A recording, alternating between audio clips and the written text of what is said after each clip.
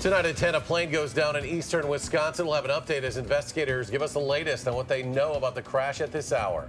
As a historic dam is demolished in Janesville, find out why police are urging people to stay away from the area tonight. And a move by the governor today to keep assistance flowing to those affected by last week's explosion in Sun Prairie. This is News 3 at 10. First tonight, a developing story from Devil's Lake State Park. According to the Department of Natural Resources, a fisherman was found dead in the lake this evening. The non-responsive man was found at the south shore around 6:15. They would only say he was in his 50s, and it is an ongoing investigation. An update tonight from a story we first told you about at 6. Police in Sheboygan County say a pilot died on impact after crashing his plane this afternoon. The pilot's vintage military-style plane crashed into a farm field on County Highway O. That was around 4 this afternoon in Sheboygan Falls. 50 animals were also killed when this plane crashed into the barn where they were being housed. 2 farmers also suffered injuries. One flown to a hospital, the other transported by ambulance. The FAA will be assisting us in our investigation, and the NTSB will also be hopefully arriving sometime either late tonight or tomorrow. Crews say the building that was hit is a total loss. A second structure with significant damage. They believe the plane was taking off at the time of that crash. A silver alert has been issued tonight for an elderly man last seen in Madison. 62-year-old Paul Looper Jr. is from Mayville. He was last seen at the dollar store on East Washington Avenue. He's 5'8", about 200 pounds, and is wearing dark-colored cotton pants and possibly wearing an earring in his right ear. As demolition continues at the Monterey Dam in Janesville, police are urging people to stay away from the construction area. Rock County reporter Adam Duxter joins us at our bureau at the Janesville Gazette with why this has been an issue. Adam? Well, guys, as the water level continues to drop, people are now coming out to the dam to see how close they can get. And for city officials, it's a little too close for comfort. This is the type of activity that Janesville PD say they're trying to prevent. People wandering into the Monterey Lagoon as demolition continues on the dam nearby.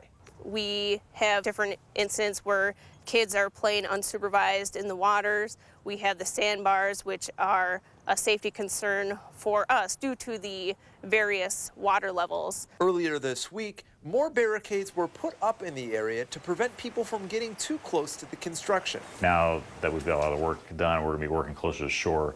We felt it was important to get that fenced off for the safety of the citizens in the area. But the barriers still haven't stopped some from making their way into the water. Now police are urging people to follow the rules. Barricades are there for a reason, to make sure people stay out of those zones for those reasons. Police also say that if you see anything suspicious in the water, not to go in, but to call them instead. And when in doubt, leave things the way they are. They're set up for a reason, and, keep safety in mind. No, guys, not only is this against the rules, it's also very unsafe. The mud in the lagoon might look shallow until you walk in and start to sink. So again, officials are urging people just to stay away from that area until the construction's done. Adam Duxter reporting tonight in Janesville. Adam, thank you.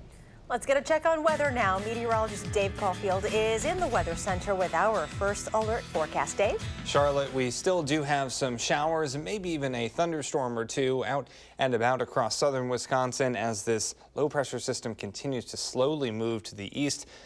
Those batches of showers either moving to the west or to the south, really around the circulation of that low pressure system. So you'll need the umbrella tonight and into portions of tomorrow as well. Maybe some fog forming in spots in downtown Madison, some mist as well on the Edgewater Skycam. Currently at 68 degrees with some light rain at the airport, north wind at 10 miles per hour, that dew point in the upper 60s. Some other temperatures we've really fallen into the 60s and low 70s across southern Wisconsin. Dew points are pretty high with that rain in town in the mid to upper 60s, and wind speeds generally out of the north and west at about 10 to 15 miles per hour. You can actually see the circulation center of that low right over Lake Michigan there. Day planner for tomorrow starting off in the 60s. We'll reach highs in the mid 70s with lots of clouds and even a few more showers and thunderstorms possible. We'll track those possibilities in your first alert forecast in just a few minutes.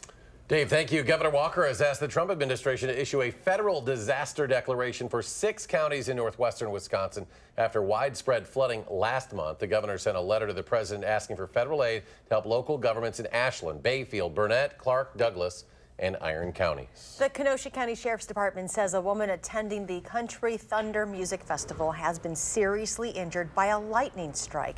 They say it happened about 12:30 this morning at the festival's campgrounds in Twin Lakes. She's been identified as a 22-year-old Illinois resident.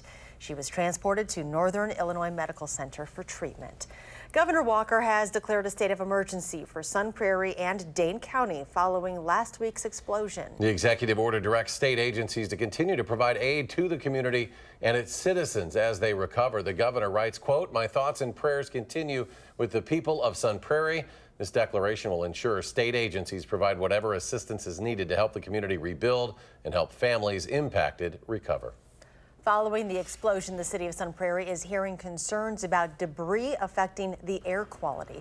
The city administrator says some of the buildings close to the blast site are older and could contain minerals that are hazardous to your health.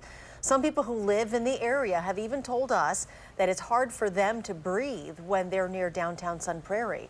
City officials say they're following instructions from the Department of Natural Resources. So we're doing the best we can as far as handling that debris safely, trying to mitigate any dust, anything going into the air, whether it be asbestos, whether it be lead paint or anything of that nature. The DNR has instructed the city to water down debris as it's removed from the area. When the buildings get torn down, they will water down that debris as well. For firefighter Ryan Welch, it has been a long 10 days since the explosion in Sun Prairie. He attended a fundraising event held for him and his family at a local bar tonight, greeted by friends and coworkers. According to a GoFundMe campaign, Welch suffered facial burns from the explosion, broke his jaw in several places. Though recovery has been difficult, he has high hopes for the future. It's been a little long, but I'm coming along. I feel a lot better than what I did, obviously, from day one, but I still got a little ways to go, but hopefully not too much longer so I can get back to doing what I love. Now, according to Welch, it's been difficult to recall what he experienced during that explosion. He also did express thanks for the outpouring of community support in the past several days. Welch says he wants to continue his work fighting fires as soon as he can. Investigators have new hope in solving a 23-year-old Rock County cold case. Known as John Clinton Doe, or JCD, a young man's body was found in 1995 in the woods near Clinton, Wisconsin. While foul play is not suspected to this day, he has not been identified. We have had a sketch of him, but now we also have a full body picture, including what he was likely wearing. It's from the Find John Clinton Doe project, which is run by private investigator Jack Fries out of Wisconsin. He says it took 3 years to determine JCD's clothing, including his exact heavy metal band t-shirt. Fries is hopeful the sketch will jar the memories of people who may have seen him in the Rock County area in the early 90s. I think that and was laying somewhere in a grave. I think that personally I would want to make sure that he gets his name back. Investigators hope new advancements in genetics testing will help identify JCD.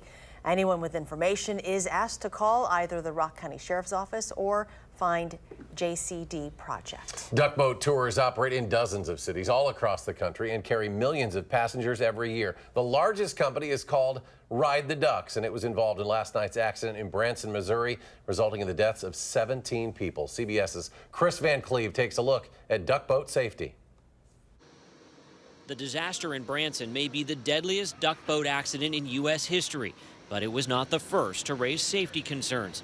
Nearly 20 years ago, the NTSB sounded the alarm after 13 people died when this duckboat sank in just 7 minutes in Hot Springs, Arkansas. Investigators warned duckboats were not originally designed for passenger service and do not have adequate reserve buoyancy to remain afloat in the event of a breach.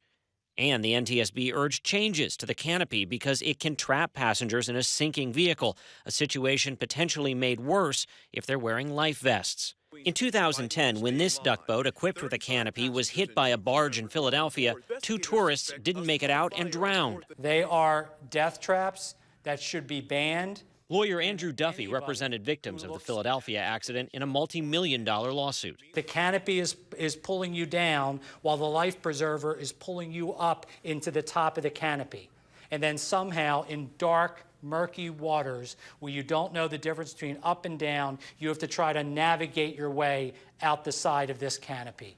On the roads, duck boats have been involved in several deadly crashes, including in 2015 when this duck boat collided with a bus. 5 people died. But in Washington today, duck boat tours were virtually sold out despite the tragedy. We questioned it, but we weren't going to not do it. Duck boats do have a generally good safety record, but when things go bad, they go bad fast. Chris Van Cleve, CBS News, Washington. 118 duck boats are currently registered in the United States. Regulations, however, vary by state and whether the craft is on water or land. Following that deadly accident in Missouri, we checked in with the companies in the Dells that use them. Both told us today their attractions are safe and different from the one in Missouri. The ducks in the Dells are original World War II vehicles. The owners say many ducks across the country are not originals, and in the Dells, they always stay 100 to 150 feet from the shore. And we have easy exits all along the 2 miles that we travel on along the Wisconsin River. Then when we get into Lake Delton, we have an entrance and an exit. They're about 300 plus yards apart, so we're able to get out of the water at any place within a minute or so. Both Dells Army ducks and the original Wisconsin ducks pay close attention to the weather and won't go out in severe weather. They tell us the local police department will notify the attractions in the Dells if there is severe weather on the way. Well, check out this video today. This is from Florida. A semi-truck driver lost control of his rig, crashed. It caused the cab to jump the side, dangling over the Manatee River in Ellenton, Florida. That's south of Tampa. The driver, amazingly, was able to safely get out of his cab. According to the highway patrol there, the incident backed up traffic for miles on one of Florida's busiest highways. Former Wisconsin Senate President Mike Ellis has passed away. Ellis of Neenah died today at his home. He represented the Fox cities in the state assembly from 1970 until 1980, and then in the state Senate from 82 until 2014, where he served as Senate president from 2011 to mid-2012, and again from 2013 to 2015. Governor Scott Walker released a statement today and said he will be ordering flags to fly at half-staff on the day of Ellis's funeral service once it's scheduled. His brother says it appears he passed away in his sleep. Mike Ellis was 77 years old. And still to come tonight at 10, how you could soon own a piece of the iconic Ella's Deli. And a popular food cart is totaled after catching fire. We'll hear from the owner next.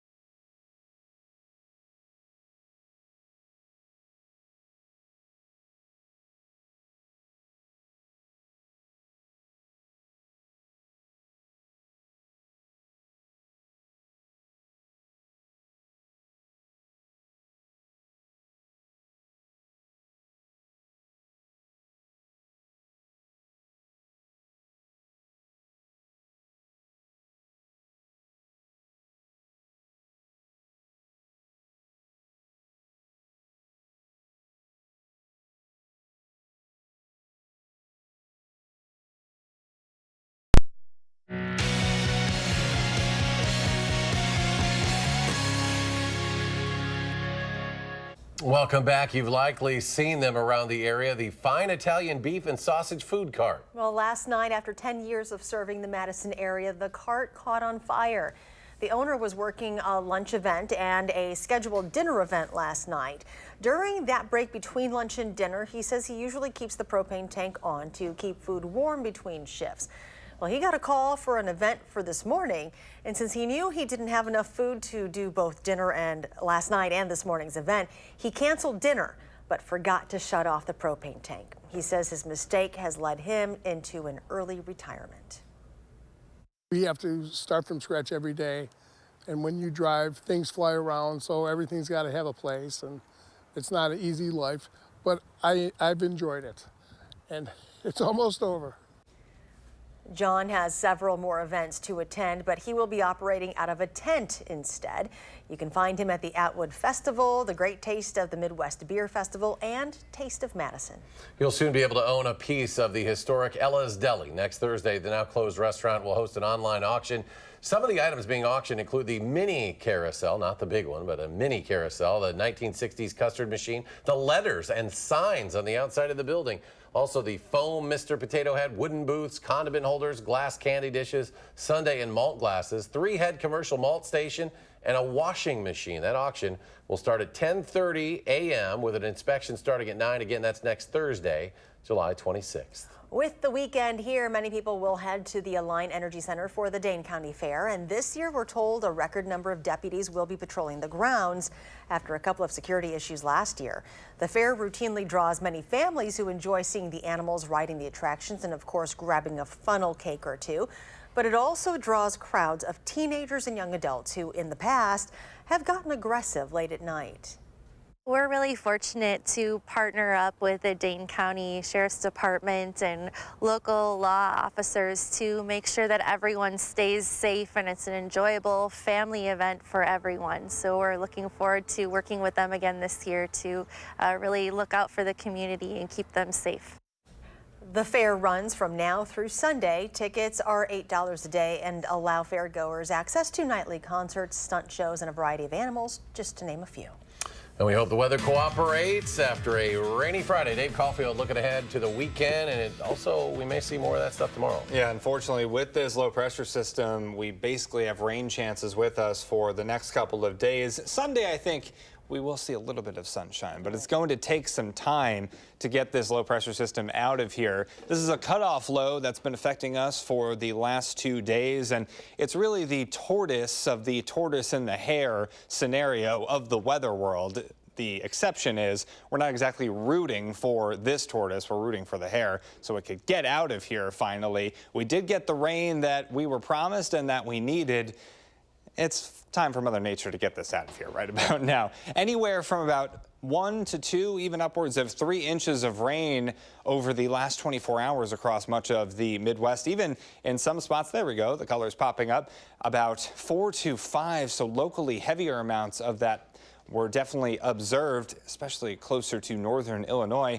So we have made up our deficit. We are right about normal for this time of year in Madison, and that's not factoring in a couple of ticks of rain that we got just this afternoon and into the evening. So we are almost at 3 inches of rain for the month of July in Madison, and that's a welcome change from just a couple days ago when we were running well behind schedule. Over the past couple of days, we did see some thunderstorms, including in Brooklyn last night near New Glarus. Carol sends in this long exposure shot with cloud to ground lightning, also cloud to cloud lightning. Fantastic photo. Thank you so much, Carol, for sending that in. Downtown Madison on the Edgewater Skycam, no lightning right now, but maybe a little bit of fog and mist and some light rain showers possible overnight. Today's high of 76. About 5 degrees below normal for this time of year. That 76 happened for about 5 minutes during this afternoon, and then temperatures went back down to the 60s and 70s. Where they are right now, folks, 68 in Madison and in Janesville. And in Watertown, it's a popular number, 67 in Juneau. Dew points are pretty close to that with rain nearby, so we may get a little bit of fog, patchy fog overnight in spots. Wind speeds generally out of the north and west at about 10 to 15 miles per hour. You can actually see that circulation over Lake Michigan, the center of that low pressure system. Peak wind gusts of about 25 to 30 miles per hour over the last 24 hours. The Dane County Fair for tomorrow. Hopefully we get some good weather. I think there will be some dry spots, but also some on and off showers possibly tomorrow. As we head into the next 7 days, high temperatures will return to the 80s by the time we get to Monday and Tuesday. But before that, more below average temperatures are in store. Overnight temps in the 60s, scattered showers and thunderstorms tomorrow. Reach highs in the mid 70s, very mild with more scattered showers and storms. So as this low pressure system continues to mosey on out of here over the next couple of days, scattered showers and thunderstorms are possible into Saturday with temperatures in the mid 70s. We'll be in the upper 70s on Sunday with a few more showers possible, but I think especially as we head closer to Lake Michigan is where we can expect the bulk of these showers on Sunday. So the rest of us should be pretty dry. Your 7-day forecast showing those temperatures in the 80s for Monday, Tuesday, and Wednesday, but a cold front comes through Wednesday, knocks us back down into the 70s once again. And by the end of next weekend, some more showers and thunderstorms could come our way. But temperatures could be a lot hotter for the end of July and early August, so we can thank our lucky stars for that at least. Thank you. Thanks, Dave. The post-All-Star break Brewers are looking a lot like the pre-All-Star break Brewers. The story coming up in sports.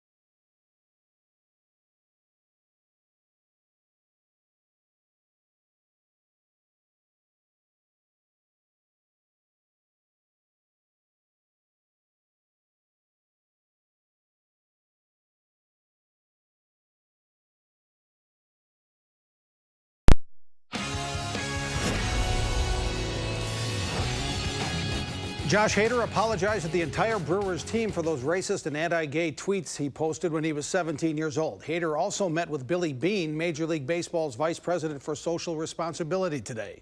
Brewers resume the regular season against the Los Angeles Dodgers at Miller Park tonight. 1-1 game in the 7th, but the Dodgers get 5 straight hits. They score twice. The Brewers were slumping, and the slump continues, although Jesus Aguilar did hit his 25th homer. Final score, Dodgers 6, Brewers 4. The Brewers have lost 7 in a row. The St. Louis Cardinals helped out the Brewers a little this afternoon by beating the Cubs at Wrigley Field. Matt Carpenter led off the game with a home run. Later, he added a second, and later a third. Carpenter was 5 for 5 with 3 homers and 7 RBI. He tied a major league record with 5 extra base hits. And the Cardinals beat the Cubs 18-5. Madison Mallards back home at Warner Park tonight. They beat the Wisconsin Rapids Rafters 7-1 in a rain-shortened game to 7 innings. That's 6 wins in a row for the Mallards. They're back at the 500 mark of the second half. The Fond du Lac Dock Spiders are at Warner Park tomorrow night. It hadn't rained on the Carnoustie Golf Links for over a month, but today it rained and it changed the second round of the Open Championship. Some were prepared for the rain but didn't seem to enjoy it much anyway. Well, Tiger Woods was okay with it. Here's a long birdie putt that Tiger coaxes in. He's at even par. He makes the cut at a major for the first time since 2014. There's a new co-leader who was born in Iowa City and raised in Cedar Rapids, Iowa. Zach Johnson won the Open in 2015. He's in position to do it again this year. Johnson, 67, has him in the share of the lead after 2 rounds. He shares that lead with first-round leader Kevin Kisner, who double bogeyed 18. 3 tied at 5 under. Rory McIlroy 2 back. Jordan Spieth and Ricky Fowler 3 back. Woods and Phil Mickelson both make the cut. Dustin Johnson and Bubba Watson do not. Tomorrow in Oshkosh, the Wisconsin Football Coaches Association All-Star Games will feature the top graduating seniors from around the state. There's an 8-man game at 10, and the small schools at 1:30 and the large schools at 5 at UW Oshkosh. For Blackhawks' Brody Mills, the game is a bit of a preview of what's next. He'll play college ball at Oshkosh next fall. Mills and a lot of other players in the All-Star Game appreciate the support they've received their entire high school careers. It's really special. I mean, you go out, in town, around town, and people talk to you and they'll ask you things, and we're the talk around the town most of the time. So, and it's really special because you feel special in that. Our community of Mills has been so supportive through all our years. So it's just nice to be able to kind of wear Mills on our helmet one last time because the community has helped me and then my other teammate Hayden Everson so much. They've been so supportive throughout our 4 years, and to be able to kind of bring it all together here in our last time on the field together, it'll be pretty special. The Wisconsin Badgers are a unanimous pick to win the Big Ten West in the annual Cleveland.com preseason media football poll. Ohio State expected to win the East, and of the 28 voters, 14 picked Ohio State to win the Big Ten championship game, while 13 picked Wisconsin. And we'll be right back.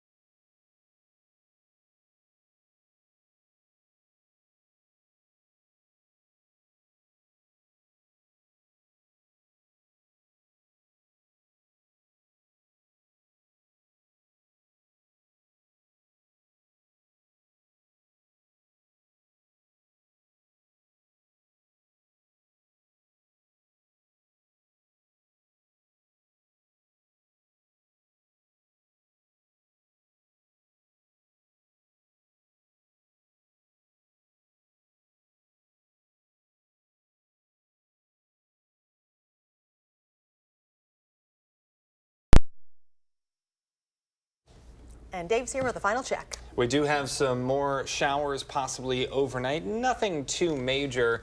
We're going to see those scattered showers and thunderstorm, at least the possibility of that as we head into Saturday as well. Temperatures starting off in the 60s will end up in the mid 70s for highs. Again, keep that umbrella with you. I do think most of the showers on Sunday are closer to Lake Michigan.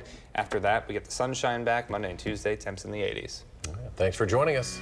Do something good and have a great weekend.